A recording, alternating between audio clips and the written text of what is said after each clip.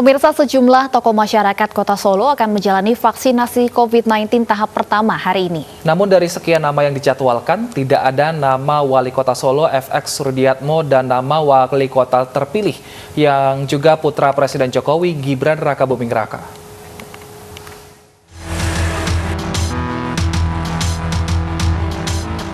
Wali Kota Solo FX Rudiatmo serta wakilnya Ahmad Purnomo tidak mendapat jatah vaksin dikarenakan faktor usia yang sudah melebihi batas yakni di atas 59 tahun.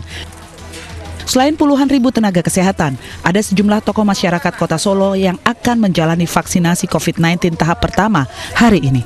Di antaranya Sekretaris Daerah dan Rem 074 Waras Tratama, Kapolresta dan Ketua DPRD Kota Solo.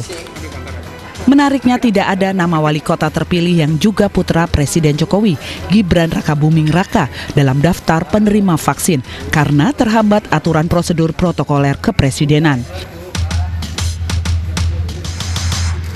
Mas Gibran sendiri nanti siap untuk menjadi salah satu yang divaksin di awal-awal mungkin seperti Bapak ya? Ya kalau boleh. Kalau boleh dijadikan uji coba atau apa boleh, saya sih manut saja. Jadi Mas Gibran siap ya untuk Ya, menjadi... saya juga nggak tahu itu kapan. Ya kalau ada instruksi seperti itu saya siap, santai aja. Kemungkinan kapan Mas ini kabar terbaru? Ya, belum tahu, kita tunggu aja kabarnya. Saya sih siap aja. Hari ini penyuntikan vaksin Sinovac rencananya akan berlangsung di RSUD Bung Karno. Dari Solo, Jawa Tengah, Septiantoro, iNews melaporkan. Penyuntikan tenaga kesehatan juga dilakukan di Yogyakarta yang hari ini berlokasi di Puskesmas Ngemplak, Sleman, Yogyakarta. Sudah ada Anissa Rizkia di sana. Anissa, selamat siang. Seperti apa proses vaksinasi di Jogja?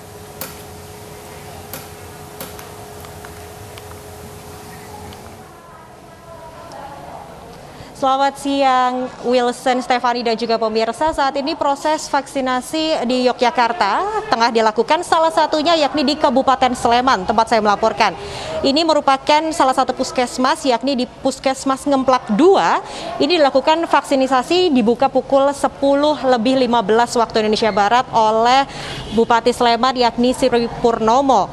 Dan memang ada 10 tokoh yang menjadi penerima vaksin. Di antaranya Bupati Sleman Sri Purnomo, kemudian ada perwakilan dari Dandim, kemudian Kapolres dan juga perwakilan dari Forkopimda, Persatuan Dharma Wanita dan juga dari dokter itu ada Dr. Tirta sebagai perwakilan penerima vaksin pada hari ini. Total ada 10 yang disuntikan vaksin pada hari ini dan berjalan dengan lancar, Wilson dan juga Stefani.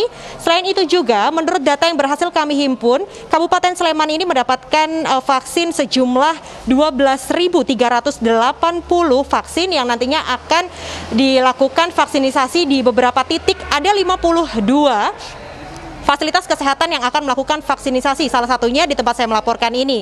Dan memang rumah sakit lainnya ada sekitar 25 rumah sakit, kemudian 24 puskesmas dan 3 klinik kesehatan. Dan dapat saya informasikan juga tadi sebelum melakukan vaksinisasi ini saya sempat mewawancarai Dr. Tirta selaku perwakilan tokoh yang tengah menjadi perwakilan begitu penerima vaksin. Berikut wawancara saya bersama Dr. Tirta. Kemudian apa persiapan yang dilakukan ini? Persiapan sih saya kemarin dapat arahan dari Ketua ID Pak Daeng dan Presiden Election Pak Adib. Dapat arahan juga teman-teman Kemenkes sama Dinkes Sleman agar saya menjaga kondisi tubuh, jauhi kerumunan, protokol tetap, makan makanan bergizi dan istirahat cukup. Jadi saya dari Jakarta langsung sini istirahat cukup agar tidak meminimalisir terjadinya KIPI.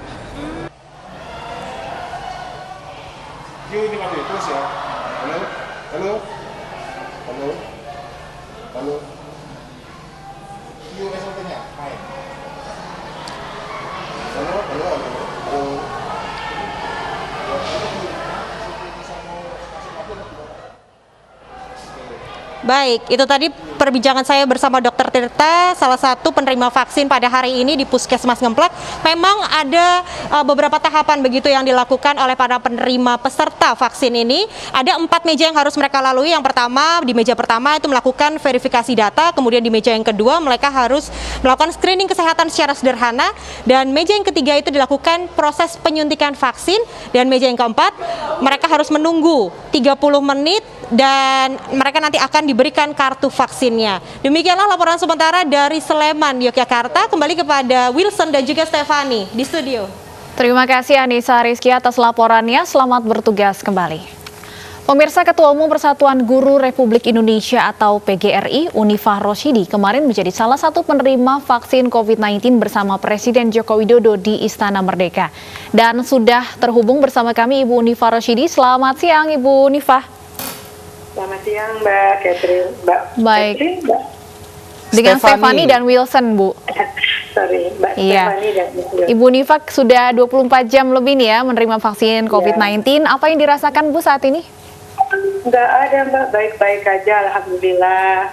Sejak divaksin saya percaya sekali. Karena kita guru itu harus percaya pada proses ilmu pengetahuan. Vaksin itu adalah proses dari kajian keilmuan yang sangat bisa terukur, dan kita harus memerangi corona ini dengan sesuatu yang terukur, yaitu melalui vaksin. Jadi saya percaya betul. Nah, Ibu, kan saat ini memang diprioritaskan untuk tenaga kesehatan, tapi dari PGRI sendiri sudah dapat urutan nggak kira-kira kapan guru-guru di Indonesia divaksin, Bu? Karena kan memang saat ini Mendikbud juga menyatakan ada beberapa daerah yang sekolah sudah boleh tatap muka, seperti itu, Bu? Iya, itu saya kira pertanyaan yang sangat bagus. Kami sudah tidak sabar untuk para guru, karena kan guru adalah sangat penting perannya untuk dan secara langsung berinteraksi dengan anak-anak. Tapi hari ini saya mendapat laporan dari berbagai daerah, baru pada tahapan tokoh-tokoh dulu. Jadi PGRI selalu dilibatkan kok, di provinsi-provinsi sedang ada penyuntikan, dan tadi saya juga dengar mulai di kabupaten kota gitu ya. Jadi terus satu. Yang kedua, ini kita juga terus awalnya ada sebagian guru-guru yang ragu, sekarang kelihatannya mereka sudah tidak sabar, mudah-mudahan segera diprioritaskan karena sedang proses pembelajaran sudah mulai berlangsung. Oke, kalau dari guru-guru yang tergabung dalam PGRI ini, sepengetahuan Ibu Unifah mungkin, apakah masih ada yang ragu ataupun tidak mau menerima vaksin Sinovac ini? Kalau tidak mau menerima itu saya nggak pernah dengar gitu. Tetapi awal-awalnya perdebatan keraguan ada sebagaimana di masyarakat lain. Tapi begitu ibunya divaksin, terus begitu melihat Bapak Presiden dan para tokoh, terus ibunya divaksin, para guru merasa sekarang rame-rame bikin template. Ayo vaksin, saya siap 100% divaksin gitu. Dan itu perkembangan yang luar biasa bagus karena guru itu akan berinteraksi dengan siswa dan harus dicegah. Segala bentuk penularan ini melalui vaksin, apalagi untuk interaksi dengan anak-anak yang masih sangat rentan. Baik, lalu Ibu Unifah, ini kan guru juga menjadi mungkin sosialisasi kepada pihak keluarga-keluarga yang ada di daerah-daerah seperti itu. Bagaimana Ibu mengajak para guru ini untuk menyampaikan bahwa sebenarnya nggak apa-apa kok divaksin gitu, karena banyak keluarga yang masih belum percaya atau belum mau divaksin ini, Bu? Iya, betul. Jadi contoh itu jauh lebih baik dari kata-kata, ya. Saya merasakan sekali begitu ibunya jadi contoh, ayo pendidik, kalangan pendidik, orang tua dan lain sebagainya vaksin, dan sekarang itu bergerak kemana-mana. Jadi selaporan saya teman-teman itu sampai ke bawah itu sudah mulai mereka siap. Tetapi kalau berinteraksi dengan orang tua mungkin perlu ada forum atau diperkenankan, tapi kami semuanya siap untuk melakukan sosialisasi karena hanya dengan vaksin. Dan terus begini, ada yang bertanya gini juga, apa vaksin itu bayar? Enggak, gratis gitu loh. Terus ya insya Allah dengan terus-menerus ada waktu ini dan diperkenankan kami berinteraksi dengan para orang tua, kami siap di garda terdepan untuk melakukan sosialisasi, membangkitkan kesadaran dan kepercayaan. Melalui vaksin ini kita mencegah terjadinya terinfeksi virus COVID. Baik, terima kasih Bu Unifa sudah menyediakan waktu berbincang bersama kami. Selamat Bu sudah divaksin dan semoga sehat selalu. Kita ke informasi lain, pemirsa, upaya pencarian korban tanah longsor di Desa Cihanjuang, Sumedang, Jawa Barat terus berlanjut. 2 alat berat diturunkan ke lokasi bencana untuk memudahkan pencarian.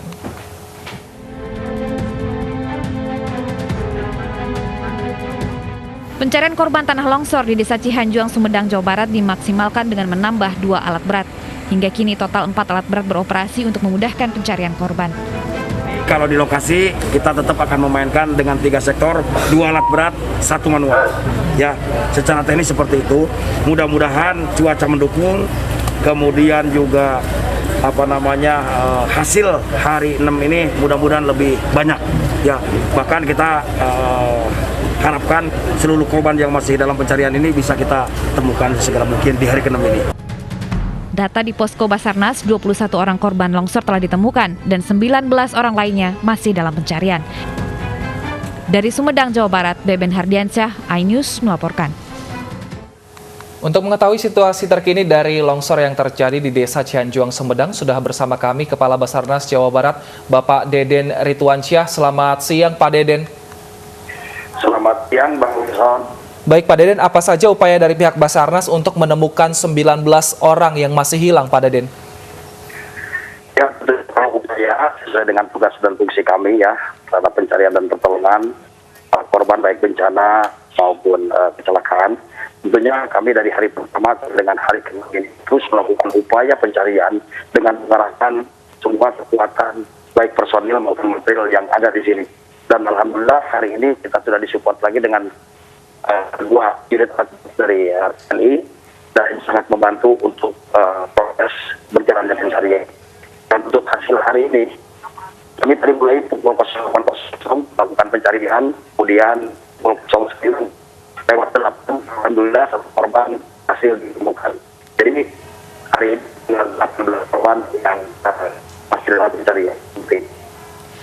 Pak Deden, bagaimana kemudian mengantisipasi terjadinya hujan ataupun longsor susulan? Tentunya hujan tidak bisa diantisipasi, namun dampak dari hujan itulah yang kita menerus berpacu dengan pencarian. Dan salah satunya memang cuaca ini yang menjadi kendala. Namun demikian, kemarin kami sudah mendapatkan 2 alat early warning system yang dipasang oleh BMKG, seismograf dan alat pendetek hujan. Nah, ini sangat membantu kami di dalam tentunya proses pencarian, karena begitu early warning system ini berbunyi atau menyala memberikan tanda kepada kami, maka tim yang bisa kami tarik demi keselamatan dan keamanan tim tentunya seperti itu. Baik, lalu Pak Deden, sampai kapan proses pencarian dan evakuasi ini dilakukan oleh pihak Kepala Basarnas Jawa Barat? Apakah sampai semuanya ditemukan atau ada waktu-waktu tertentu, Pak? Ya, kalau mengacu kepada SOP, pencarian korban itu 7 hari. Jadi sekarang hari ke-6, besok hari ke-7. Namun demikian, nanti kita evaluasi dan tentunya kami akan usulkan nanti kepada SAR Koordinator, dalam hal ini Kepala Badan SAR Nasional, untuk penambahan waktu. Manakala sampai dengan hari ke-7, korban masih banyak yang belum ditemukan, seperti itu. Apa sebenarnya kendala terbesar dalam pencarian korban, Pak Deden? Ya, seperti kita lihat di belakang saya ini adalah salah satu area yang terdampak longsoran. Jadi space-nya kecil sehingga kita gunakan alat berat 4. Ini untuk membuang material ini sangat sulit. Karena akses yang kecil dan pergerakan alat berat juga terbatas. Oleh sebab itu, upaya yang kita lakukan kemarin dengan membongkar 2 unit rumah, dan mungkin hari ini kalau 1 unit rumah juga dibongkar akan memperluas areal pembuangan material sehingga berat dan rekan-rekan yang melakukan pencarian dengan manual itu bisa jalan dengan maksimal, seperti itu. Baik, terima kasih Pak Deden Rituansyah, Kepala Basarnas Jawa Barat sudah berbincang bersama kami. Semoga tentunya korban-korban segera bisa ditemukan.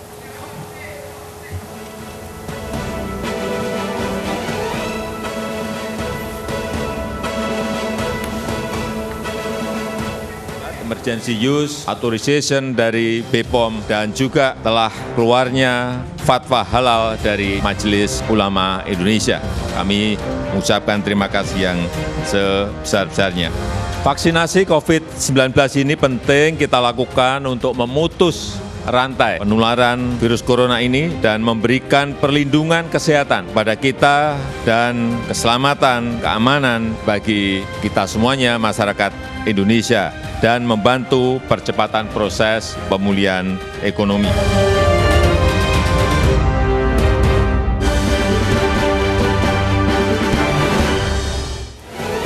Jenazah Oki Bisma pramugara Sriwijaya RSJ 182 diserahkan ke pihak keluarga untuk dimakamkan. Informasi selengkapnya kami hadirkan usai jeda, tetap bersama kami.